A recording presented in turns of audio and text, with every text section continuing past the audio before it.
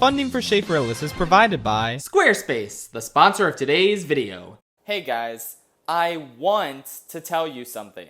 And rather than just speak it normally like a normal person would, I'm gonna sing it.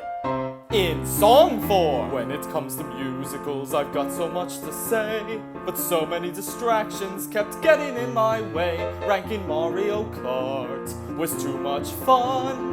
Then there was that whole dehydration gun. No more diversions, from now on I'm done. It's musical theater's time in the sun. I want to talk about musicals. I want to rank their I Want songs. It's the song at the start about a character's heart. It establishes the character's motivation and demonstrates their personality, and often is about exploring the great wide world or being a hero or something, and the character proceeds to pursue that goal throughout the story. And it's art. That's the end of the song. It's over now. Anyway, yeah, I'm ranking the best I Want songs in musical theater. And also, Disney movies count, because that way I can put Disney characters in the thumbnail and people will click on the video. Wait a minute, I like musicals. Hi, my name's Jess and I'm here too. Team Rocket is teaming up again. I will add my thoughts on these songs where necessary. Thanks, sweetie! Real quick, let's run down the rules again. Right, so when we were brainstorming this video, I wanted to establish some ground rules as to what actually counts as an I Want song, just so we're not casting too wide a net. James covered some of it in his wonderful song, but first and foremost, an I Want song is a song sung by a character in a musical or musical style narrative that serves the plot of that narrative by establishing a motivation. Or in other words, a want. Hey, that's the name of the trope. It's also a good way to demonstrate the character's personality. Yeah, those are the minimum requirements. And then we made a list of bonus rules that are more the things people associate with I Want songs that make a song more of a prototypical example of the category. Like, the most famous I Want songs are usually sung by the main character, occur early on in the story, and often have idealistic themes of seeking exploration, or heroism, or acceptance, or adventure in the great wide somewhere. Anyway, we got a lot of ground to cover, so let's get started. British! First up is Wouldn't It Be Lovely? I kinda had to sneak this one onto the list because James isn't as fond of it as I am, but it's a classic and for good reason. Eliza paints such a cozy picture of the life she wants, all the while expressing a ton of personality through her distinctive accent and those quirky little phrases like abso-bloomin'-lutely. Henry Higgins, you did not need to fix her. Screw you. Me personally, I like chocolate, so when Eliza sings about wanting to eat chocolate, it's a great she's just like me for real moment. Honestly, I don't think about this one too much from a musical standpoint, but the lyrics are vivid and the vocal performance is very distinct and memorable. Yeah, the music isn't anything groundbreaking, but it's soothing and pretty. I like it, so sue me. Freedom takes green. Wouldn't be a musical related video without some Alan Menken. So here's the first of many from him on this list. Somewhere That's Green. It is so sad to me that Audrey's heart's desire isn't for anything grand or spectacular like the desires expressed by nearly everyone else on this list, but it's just to have the simplest, most normal life that could possibly be afforded to her. She just wants a toaster, man. It's deeply upsetting that as someone stuck in an abusive relationship, her wildest dreams are ultimately just having a normal relationship and living as a normal housewife. Something she doesn't even live long enough to achieve in the musical. I mean, I guess she does end up somewhere that's green. Oh, what an ironic twist of fate! Okay, to be fair, she does live to see this dream fulfilled in the movie, but, you know, the movie's ending doesn't really understand the musical it's adapting, so whatever. Thanks, test audiences in the 80s. Thanks a lot. Is Audrey Shiro Emiya? Because her dream is stupid! But like, that's the point. We tend to forget this because it's gone down as a classic I Want song in its own right, but Somewhere That's Green was originally a parody of I Want songs about extravagant dreams of adventure, wealth, or fame. Audrey's wildest and most luxurious fantasy is simply living a 50s magazine cover suburban tradwife lifestyle with laundry machines and black and white sitcoms. And even that is completely out of reach for her. The cruel irony of it all is the song's strongest point. Speaking of cruel irony, Natasha J. Pearl on Genius Lyrics pointed out that the husband's main role in her fantasy is to mow and weed. In other words, killing plants, the thing Seymour fails to do in real life. Points for cleverness. Water.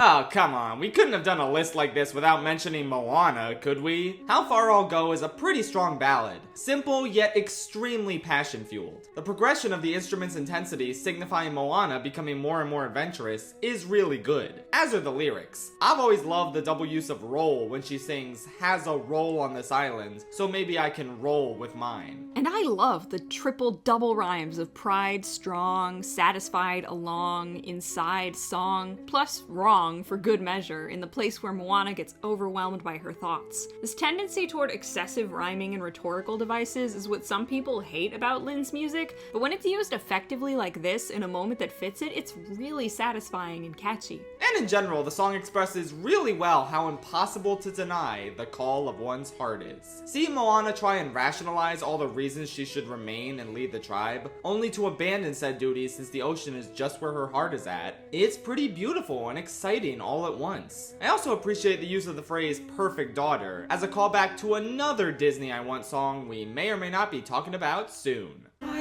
had been sleeping all this time. Dust and Ashes may not be the I wantiest of all I Want songs, but it is a truly transcendent work. Starting off as a depressing reflection of a squandered life seemingly nearing its end, but as the song progresses, it blossoms into a vision for new life. Simply stunning. From the moment you hear those gentle, melancholy piano notes at the beginning, you know you're in for something unlike anything else in the show. Fun fact, Pierre plays those melancholy piano notes himself, and it almost wasn't in the show. On the original 2013 cast album, it didn't exist yet, which composer Dave Malloy attributes to his own actor shyness back when he originally played Pierre, leaving out this, quote, essential part of Pierre's journey in order to shrink away from higher acting demands. The extent of the vulnerable acting required for this song is what makes it so good. Full disclosure, if we were ranking this as a song and not as an I Want song, it'd be way higher. Yeah, as a song in general, this clears almost everything else on this list. I love how it progresses from quiet remorse into frantic anger. And there are so many rich and satisfying lyrics, like, all I know that I've learned is that all that I know is I don't know a thing. That's the kind of maddening, twisty thought you would frantically think at what appears to be your end of days. Additionally, the sentiment about being a god when you wake up and fall in love pairs so beautifully with the lyric, did I squander my divinity? What a mesmerizing statement. The idea that supreme holiness is latent within all of us and can be freely expressed through love. It's such a stunningly gorgeous song. Depressing for a while there, but ultimately concluding by expressing desire in an artful and magnificent way. Funnily enough, one of Dave Malloy's confirmed inspirations when writing Dust and Ashes is another I Want song about a sad man expressing his desire for love that's higher on this list, but no spoilers. And my compliments to the person who recommended this as an I Want song on Twitter. I see your vision. That old Ganon's no match for the king. What I like about The Lion King is that despite being Disney's most iconic musical film, its version of an I Want song is nothing like the beautiful, passionate ballads you'd hear in any other Renaissance film. It's a loud, boisterous, silly song about a young lion cub having fun and expressing how much he can't wait to be king. Why wait? It's different, but it suits the character perfectly, and it's a complete blast. From the splash of colors coating every shot, to the uniquely cartoony animal designs that don't show up anywhere else in the movie, to Zazu's delightful attempts to contradict and shut Simba down. I mean, he's got a point though. If this is where the monarchy is headed, county out. I also think young Nala's vocals are fantastic in this. Too bad she only sings like 2 lines, but oh well. Yeah, I don't have much to add here. The song is fun, even if the want it expresses isn't all that well thought out. Simba is still a kid who just wants permission to goof off and be important, but doesn't quite understand the responsibilities that being king actually entails. My favorite line isn't even Simba's, it's Zazu's This Child is Getting Wildly Out of Wing. It's got everything. Catchiness, a clever internal rhyme, a bird pun, and iambic pentameter. This truly is Hamlet Lion movie. Where you been, man? In your reflection. I think Reflection is really beautiful from a character and visual standpoint. It's hard to top the shot of Mulan wiping away the makeup on half her face and looking in the mirror. And it's a powerful reflection. I did not mean to say reflection there. I forgot that was the name of the song. I'm sorry for that pun. It's a powerful encapsulation of her shame and despair. It's great for the story, and it does sound really pretty. But the thing is, I've always been a little mixed on it from a song structure department. It kind of feels a bit like a stream of consciousness and not a flowing song written with intent to have naturally rhyming lyrics. Though maybe that is the point and the appeal for some people. Me personally, it just bugs me that neither bride nor daughter are ever rhymed with anything. And the song is incredibly short. It kind of feels like it should progress into something more, but it doesn't. These are just me problems, however. I really like this song overall, and totally respect its beautiful messaging and role within the story. I'm actually going to disagree on this one. Now, I'm normally a stickler when it comes to lyrics, but I think the stream of consciousness style on display here fits the character and this moment in the story really well. And I like the directness of the lyrics combined with that beautiful melody. I do agree in wishing the song was longer, though. That was pretty wizard, wasn't it, son? Man, it's always rough when you know the desires expressed in an I Want song aren't gonna pan out in the end. You kinda know shit is not gonna work out in Elphaba's favor going into this show. But then you hear some of the lyrics in The Wizard and I. A celebration throughout Oz that's all to do with me? I'd be so happy I could melt? Come on! It's devastating to know or even just have a vague idea about how this is all gonna pan out. A real never meet your heroes moment for sure. And yet, it's so easy to get swept up in Elphaba's naivete and unbridled enthusiasm. She expresses every hope and desire she could possibly have, funneling them all into this one man who will solve everything for her. It works incredibly well. Maybe they do say the word wizard far too many times for my liking. But otherwise, a very strong I Want song with good lyrics and fantastic orchestrations. One thing I have to ask though is why did they bother leaving in Madame Morrible's part on the Broadway cast album? I was so excited to re-listen to this one for the video, and then I had to sit through her boring, slow section where she pronounces definite as definished. The Ozisms in this musical are never good and add nothing. Except congratulations, that was kind of funny. Anyway, I like the lyrics overall despite that awkward beginning. Wizard wisdom is a fun little bit of alliteration, and the verdigris and absurd degree rhyme is the kind of incredibly specific multi-syllabic musical theater rhyme I live for. The song also gets props for heavily inspiring parts of Happy Ending from Twisted. Robin! Okay, just stay with me on this one. It would be so awesome. It would be so cool. It would be the most incredible superhero movie the world has ever seen. Yeah, so James sort of had to talk me into considering my superhero movie as an I Want song. But then I thought about it, and I was like, yeah, it does technically fit all of our established criteria. Robin is the main character in a musical style movie using a personal song early on to express an idealized desire for heroism and acceptance that motivates his actions throughout the rest of the story. Sure, its musical style is far more pop than musical theater, but the spirit of an I Want song is very much there. And it's a bop. On top of being insanely catchy, this song also serves as a wholly unexpected visual treat. They break away from the usual Teen Titans Go art style into something so fluid and striking from an animation perspective. There are nice references to all sorts of other comic book movie logos and key visuals. It's edited together really tightly, and it overall sells Robin's comedic charm very nicely. The lyrics are somewhat simple, but they suit a rather simple character incredibly well. And don't even get me started on the orchestrations. Genuinely absurd.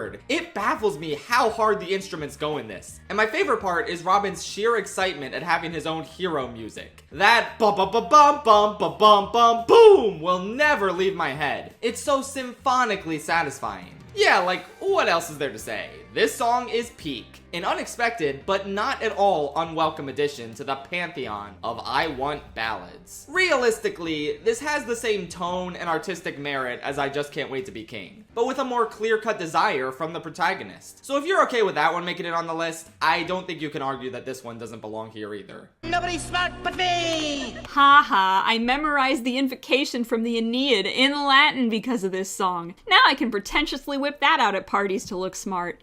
Post-production Jess here. I just found out that the lines are rendered with technically incorrect pronunciation and meter. Damn it! In all seriousness, All That's Known is really excellent at contrasting Melchior's lofty ambitions with the stifling restrictions of conservative 19th century German society represented by the monotone Latin chanting in the background. While that little counterpoint suits the setting, it also doesn't feel confined to the setting, and this is one of those songs that can be applied to a lot of things. All That's Known is a pretty simple song in the grand scheme of things, but it perfectly services Melchior's desire to continue learning and expanding his worldview past what the authority figures in his life will allow. Musically, it's a great touch to have his lone voice breaking out from the dull, monotone chanting of his peers. And I appreciate the lyric, "Money is their idol," taking precedence over "nothing is okay unless it's scripted in their Bible." This always felt very deliberate to me. Like the Bible is being used to justify the societal restrictions they put in place, and yet they paradoxically choose to idolize money first and foremost, rather than God. Yep, sounds about right. But speaking of the lyrics, can we talk about how this song has the exact same rhyme scheme and meter as On My Own from Les Mis? That's not like a bad thing, but it is kind of weird because they don't really have anything in common thematically. And it's even more apparent that Duncan Sheik and Stephen Satter took some inspiration if you compare On My Own to Those You've Known, All That's Known's Act 2 reprise. Again, not trying to level accusations of plagiarism, it's just kind of a fun fact that these two songs share DNA. I told James this was an anthem for frustrated high schoolers in conservative households, and then he said it was the anthem for Reddit atheists. I agree. Also, Percy Shelley would be a Reddit atheist. Alright, now seems like as good a time as any for a little intermission. And no intermission in one of my videos would be complete without Squarespace. Squarespace is an amazing online website builder that enables you to create beautiful websites for your business or personal hobby. Start a completely personalized website with the new guided design system, Squarespace Blueprint. There are so many professionally curated layout and styling options you can use to craft a unique online presence tailored to your brand or business, and optimized for every device. Easily launch your website and get discovered fast with integrated, optimized SEO tools, so you show up more often to more people and grow the way you want. Running a business is so easy with Squarespace thanks to their simple but powerful payment tools. Accept credit cards, PayPal, and Apple Pay. And in eligible countries, offer customers the option to buy now and pay later with Afterpay and ClearPay. These seamless checkout options allow you to easily sell exclusive content on your site. And so does the ability to add a paywall to sell memberships or courses, or sell files your customers can download, like PDFs, music, or ebooks. Check out squarespace.com for a free trial. And when you're ready to launch, go to squarespace.com/ShadeForAList to save 10% off your first purchase of a website or domain.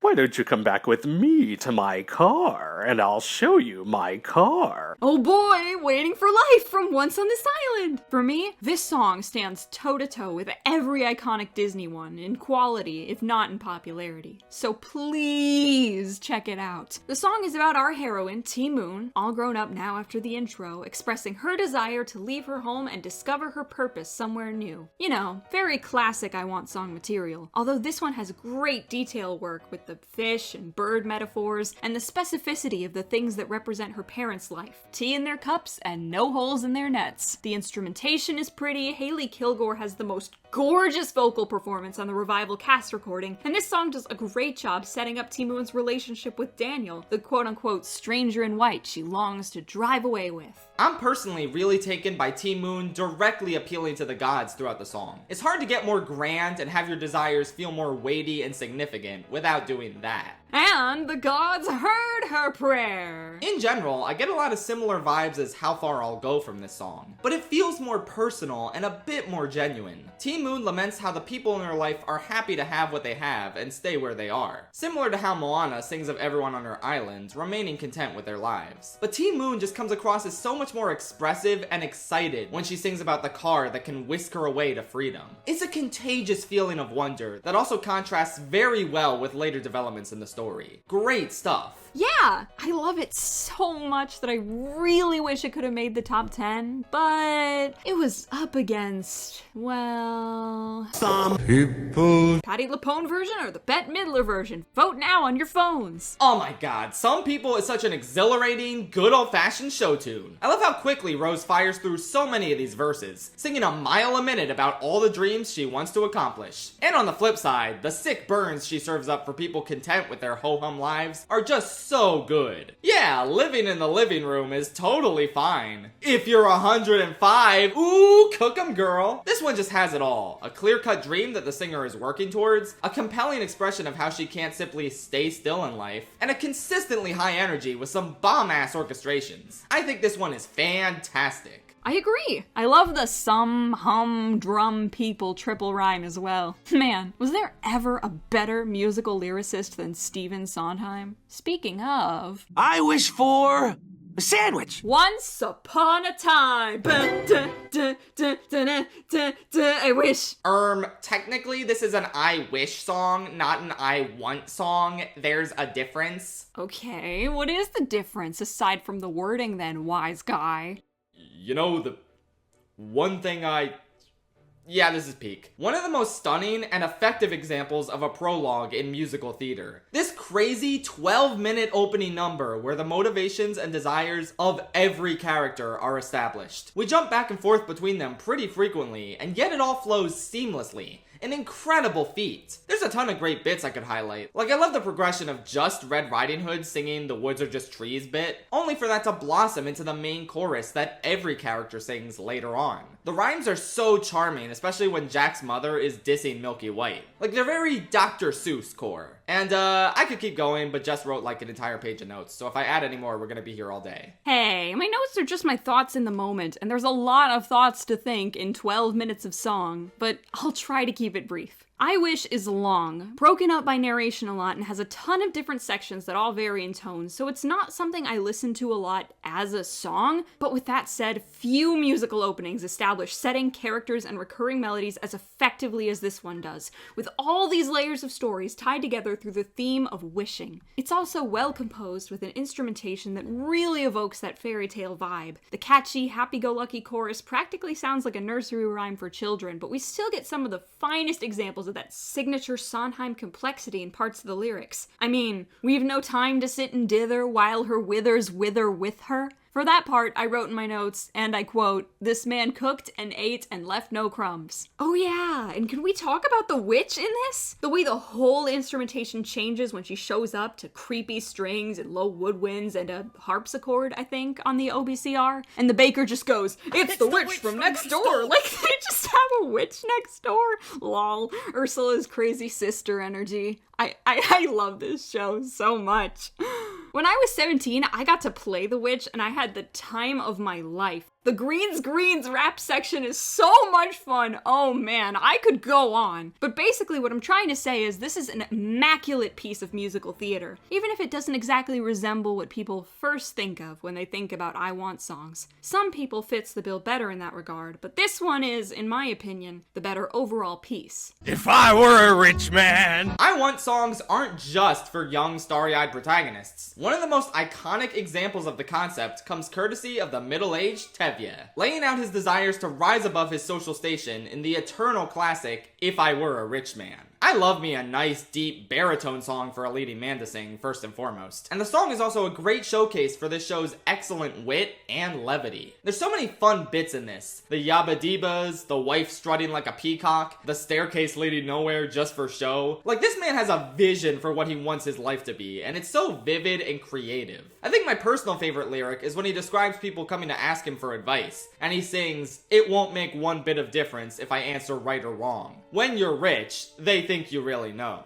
Ain't that the truth? This song is mostly lighthearted and fun, but that last verse where he really begs God to allow him some wealth, I mean, it's still fun, but it really gets across his desperation that he tries to keep under wraps the whole time. I buy his plight and wish him all the best. My favorite part is when he talks about how getting to sit in the synagogue and discuss the holy books all day long would be the sweetest thing of all. Like, he doesn't want to be rich for shallow reasons. It's really just an expression of his desire to be a scholar and pray and have the freedom to do what he truly wants with his time, which is all too relatable. It may not advance the plot, but it's such a great character sketch. Remember when musicals had those? Yeah, this is a pretty awesome song. And really, Fiddler as a whole probably holds up better than every other old-ass musical out there. Like, you have to make a lot of concessions with a lot of them, since musical theater was still figuring itself out in this era. But Fiddler tells such a timeless, powerful, perfect story, with too many distinctly memorable songs to name. Go watch it if you haven't already, you goofy goobers. An adventure! Yeah! This is the image for I Want Songs on TV tropes for a reason. I don't understand, it's like a minute long! How is it easily one of the best I Want songs ever created? This all happened in the space of a minute! And a reprise, no less. It's so iconic in its own right, with such a different tone that when I hear it, I totally forget we got the same melody earlier in the movie. I think its status as a reprise works to its benefit, because despite the original song being titled Belle, a large chunk of it is sung by other characters, the people of the town and Gaston expressing their thoughts about Belle, the bewilderment at her, the idea of what she should be looking for in life. But here, Belle is finally alone, able to let her true feelings out to this gorgeous countryside. Her rejection of Gaston's wishes for her and expression of her longing for adventure stands as a wonderfully triumphant moment. And you can get that across with so little, simply by flipping the script of that original song and allowing Belle to sing about who she is on her own terms. Yeah, I want adventure in the great white somewhere just soars. Sondheim was right, less really is more. The song doesn't even end on a complete thought or high note or button. It just gently drifts off, but it's short and sweet and gets the job done flawlessly. No notes. I don't fit in, and I don't want to fit in. Out There lives and breathes through Tom Hulce's outstanding and tender vocals. You can feel the softness, the honesty, the genuine warmth put into every syllable as Quasimodo expresses his heartbreakingly small desire. Just to live one day alongside regular people. He's not looking for adventure or something grand, nor does he even want his acceptance from the general populace to last forever. Just one day. That's insane and speaks to what a humble and earnest person he is. The bulk of this song contrasts beautifully with the Frollo opening. Despite his master's insistence that he can't leave his tower, the fact that Quasimodo holds enough hope to sing this passionate declaration of his desire is inspiring and powerful. The instrumentation is as grand as you would expect from a film on this scale, animation and story-wise. And it especially pairs well with the evocative beauty of Notre Dame we see throughout this song. The lyrics are equally brilliant, and I've always been taken in by what a powerful statement heedless of the gift it is to be them is. Simply outstanding. This isn't part of the main I Want song part of the song, but I also really like Frollo's ominous part in the intro. It forms a great contrast with the hopefulness of Quasi's song that makes it soar even more. Also, props to Frollo for rhyming monster with consternation. That is a word of the day calendar word, and the kind of A+ lyricism wishes it had a fraction of. It's words like this that tend to crop up in musical theater that are why I always win at Spontaneous. I'm not gonna lie, Being Alive is kinda one of the most beautiful songs in musical theater history. And it's interesting because unlike 99% of I Want songs, this one doesn't come at the beginning of the show. Rather, it comes at the very end. Does it even count as an I Want song then? Whatever, it's so good that we can let it break the rules. Robert essentially spends the entire musical observing all the pratfalls and problems in the lives of his married and engaged friends, constantly attempting to convince himself that this kind of life wouldn't suit him. He halfway believes he'd be right for it in Marry Me a Little, a great I Want song in and of itself. But the sheer emotional vulnerability on display in Being Alive puts it to shame, in all honesty. Robert accepts that regardless of everything he knows he won't enjoy about sharing his life with another person, deep down, it's what he truly craves. The thing that will finally make him alive. The anecdotes from his friends cheering his self-discovery on are great touches, and the constant lyrical repetition of the word someone to start every verse perfectly expresses his fixation and desire for this someone to come into his life. He's thought out every little potentially annoying thing they could possibly do, and yet he desires them more than anything. That's love, man. I don't know what to tell you. It's a simply enchanting ballad about the desire for companionship buried within all of us. I liked it when Adam Driver sang the song at the end of Marriage Story. Trivia time! This is composer Dave Malloy's favorite love song in musical theater. In a Valentine's Day article for Broadway World, he wrote that he and his wife Eliza rejected hundreds of songs for their wedding as not being sincere or complete enough before landing on Being Alive as the one that, quote, celebrated all the dirt and joy and annoyance and sublimeness of a long-term relationship. I couldn't have put it better myself. So not only is this a top tier I Want song, but a top tier love song as well. Hey, sweetie, can we make a video together ranking the best love songs next? Okay, but first we gotta finish this one though. Yeah, I know that's silly. I mean, like, come on. No discussion of the greatest I Want songs of all time would be complete without the one that basically heralded the start of the Disney Renaissance. Part of Your World is more or less the blueprints that all Disney I Want songs after have pulled from. And on top of its historical significance, by God does it still hold up within its own story, ignoring everything that came after this film. Ariel's innocent and pure expression of longing for something within her reach, a mystical place that she's surrounded by countless artifacts of. Her motivation is simple, and her understanding of the things she wants is incredibly naive. Yeah, no girl, nobody on land reprimands their daughters at all. That is just a mermaid thing, totally. But this lack of knowledge just makes the song more endearing. The way she frequently has to try and remember the words for things on land. It lets her natural curiosity shine through all the more. And this in turn sells her desire to experience land life. You believe that seeing the surface would mean the world to her. And that's wholly independent of the stunning animation and Jodie Benson's angelic vocal performance. It's so damn transcendent. Admittedly, the ending does copy Somewhere That's Green from Little Shop, but like, it did it better. Also, when I was little, I thought Ariel saying I want more was literal and she wanted more material things because she was very greedy. I was not that smart. Ooh, and can we talk about how good the music itself is? Those little ascending eighth note groups at the beginning are really simple and easy to play on the piano, but so instantly iconic. Yeah, it's part of your world. Enough said. Your dream is stupid. The Impossible Dream. One of the most iconic I Want songs out there, and for good reason. Just an absolutely soaring and immensely powerful ballad. Despite Don Quixote's naivete, his passion for righting the wrongs of the world is abundantly clear. I've seen a few people take issue with the fact that the musical Man of La Mancha is so clearly on Quixote's side in favor of the nobility of dreaming and chivalry, on the grounds that that's not so true to the original novel, but I'm gonna leave that can of worms closed and critique this song on its own merits. And personally, I find this to be one of the most impeccably simple but emotionally moving songs in the entire Broadway canon. Those gentle but determined guitars that build up to that bold declaration that this is this man's sworn purpose that he'll never ever back down from, and oh, that key change at the end. Chills every time. Marching into hell for that heavenly cause is such an evocative lyric, emblematic of how committed the man is to his quest. It's also a great showcase for stellar vocalists. I personally really love the Brian Stokes Mitchell version, because he's like the best male singer of all time, possibly. Yeah, I don't have much to say about this one. It's a perfect expression of the essence of wanting, and it's a beautiful listen. Please listen to it if you're a musical fan and you still haven't. It's a classic.